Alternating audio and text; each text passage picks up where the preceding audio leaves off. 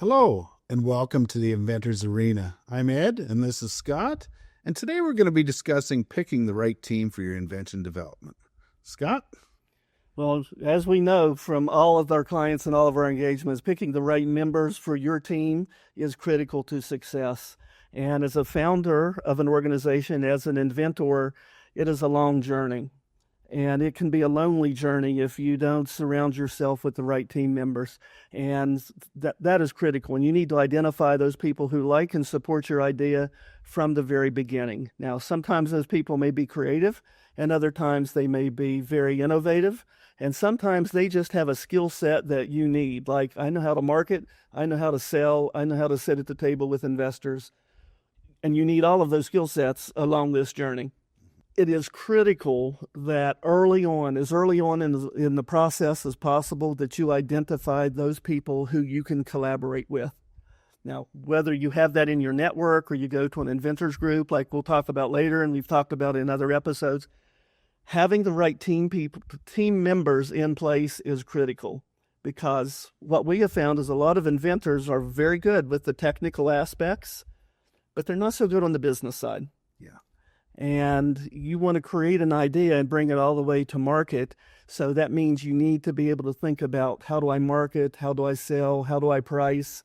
How do I sit in front of investors and ask for money? How do I negotiate the terms of that agreement? And sometimes they struggle with that. So you need to find the right team members that will help you get from that little idea stage that you're in all the way to monetization. Yeah, that's for sure. There's so much that goes into invention development.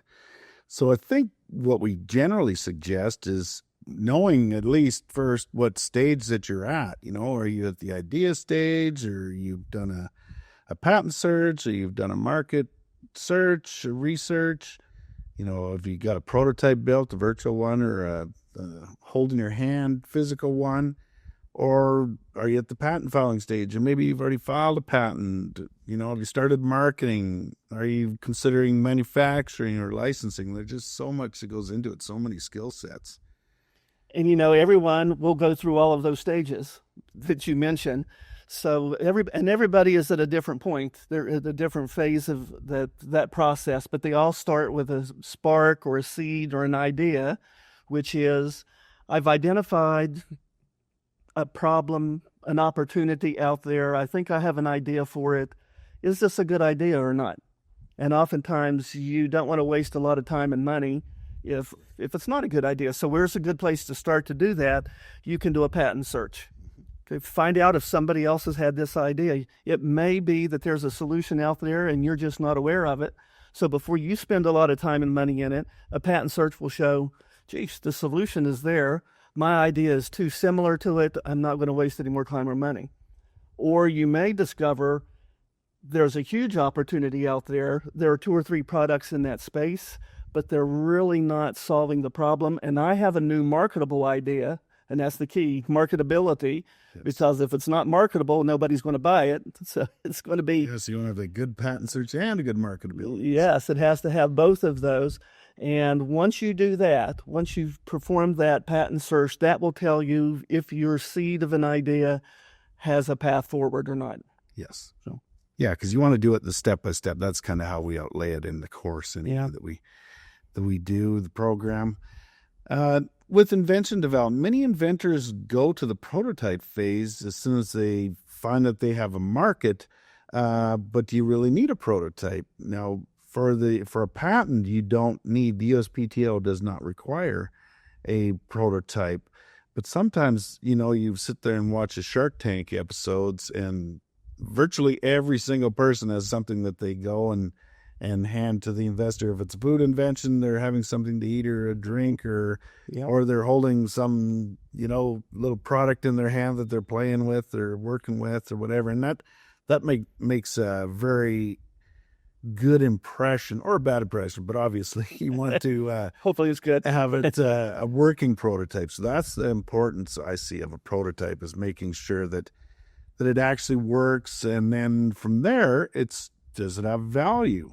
So you want to protect it with a patent. So along that line, but you want to discuss that with your patent attorney or patent agent. Like I say, we don't offer any legal advice on here, but you want to discuss that in depth with your patent attorney or agent, because no patent, no protection, and investors are really looking to cut their risk. And if you have no patent, oftentimes then there's no protection. It's very risky, so we want to avoid that. We're talking about team members here and getting the right team members on board. And before you disclose too much to your new team members, you want to make sure you have some protection in place. And we talk about investors, and a lot of times they won't sign non-disclosure agreements anymore. It prohibits them from seeing other similar products sometimes. So they say, we're not willing to sign that agreement, but oftentimes, as you said, we're not providing legal advice. But if you have filed with the patent office, that gives you some protection that allows you to then to disclose to your potential partners. Yeah, some patent pending, that's right. Yeah, even to your potential, investors, the marketing team, the sales team, whoever you're going to add to your team. And most of the time, it takes a team of people to get out there to do this. Yes. So you want to really be able to disclose, and you want to be careful in what you disclose and how much you disclose and to who you disclose all that information that is there, particularly if something is very novel. If you have an idea that is unique in the marketplace and in your patent search, you've discovered that you have, the best thing since sliced bread, you want to be careful in your disclosures, who you disclose that to and what protections you have in place. Yes, yeah, and you want to make sure you have good 2D drawings whenever they're required, and really know your novelty and really disclose that heavily. And that's what your patent attorney or patent agent will do, as well as you can file pro se too. Other invention development, like we talked about wearing many hats, sometimes you can't be good at everything, right? You might have the general engineering, but not be, so super engineering that you can engineer stuff. So, if there's engineering needed for safety or to make it a working unit, so it's got the right tolerances and all that stuff for manufacturing or whatever. So sometimes an engineer is needed. Once it has been developed, who and where will you market it to, right? There's another thing. There's engineering, marketing. Have you checked out your competition in the industry? Do you know who's your customer? Maybe you need some 3D drawings, some promotional materials to showcase your idea for your marketing crew. Maybe a website or videos of your working invention. We talked about prototype, but sometimes a video is awful handy to share that with other people. So there's many, many things, many skill sets involved with the invention development. Yeah, you talked about the customer and the competition and the industry, and those are all three very important components. In fact, you should really think about those in the design phase, because you may actually change what you design and come to market based upon what the marketplace is currently providing and what you see the need is of the customer.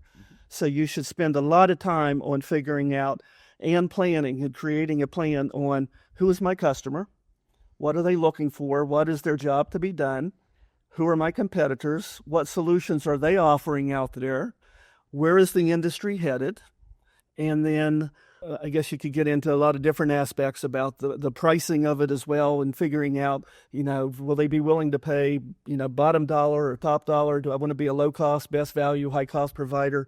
There's a lot of marketing that goes into a new product, a new idea. And the sooner you start that process, the better. In fact, we recommend in the design phase, because you can design benefits into the design phase based upon what you think the customers are willing to pay for. Yeah. And you got to go from marketing and then to sales, right? If you don't have any marketing, you're probably not going to have any sales. If you don't have any sales, you're not going to make any money. So, and generally speaking, that's two different team members. Yes. People will say director of sales and marketing, but it's been our experience that people that are strong in marketing, which is spending your money, aren't the same people that are good at sales, which is revenue generation. Yeah. So that probably is two different team members that you need to think about. Yeah, and you want to make sure that you do actually have the funds to make it through to completion. That's why quite often getting that investor is so critical. Yeah, it's just so many skill sets needed. And we haven't even started talking about accountants and attorneys or all kinds of different things. But you really want to pick out good, strong team members, ones who share your dream, They know what you're doing, and ones that you can get along with, so it's enjoyable and you can enjoy your day at work, and so can they. And then there's just so much to do, but, don't get intimidated. We're here to help on the channel, and there's inventors groups. We always speak about them in high regard because, boy, that can be a big difference in inventors' lives. So be thinking of your team so you can do what you do best, which is invent. I'm reminded of years ago, Edward de Bono wrote a book on 6 thinking hats. And throughout the day, you put on a different hat depending upon what is in front of you throughout the day. And the inventors really need to be able to do that. At the very beginning, they start by wearing all of those hats, and pretty soon you find a team member who comes to you that has that hat. And you no longer have to do that. You can rely upon somebody else to do that. But there's a lot, too, coming from what we call concept and monetization or commercialization. And at the Inventors Arena, we have a program to help new inventors do that. At the inventorsarena.com, you also mentioned that inventor groups are important, and we agree. We travel around, we present at inventor groups. If you scroll down to the bottom of our webpage on the inventorsarena.com, we have a map of inventors who have signed up across the United States. We strongly suggest that if you are an inventor, particularly a first-time inventor, you find a local one and attend some of the meetings. Yes, absolutely. There is some value there. And if you have suggestions and ideas that you would like for us to address on one of our future shows, please send those to us. We would love to entertain any new content that you have ideas on. Maybe it's a suggestion for a problem that you're having right now, or maybe it's just some unique solution that you're thinking about. Don't disclose too much on it to us here because we want to be, respectful of your privacy and everything. But if you're facing something new and unique that you would like for us to talk about that you see in the industry, we would be glad to consider that for a future show. Yes. And hopefully our shows are providing some value to you. We do try to customize these to what we think our inventors are looking for. A lot of this are questions that we've already entertained. Yes, so many years. Our shows are based upon our 50-plus years of experience that helps us design this content. And we're hoping you enjoy it, and we would like for you to like and subscribe to our show. Yes, get all the latest, greatest, and thumbs up. Appreciate you joining us, and we'll talk to you soon. The inventors are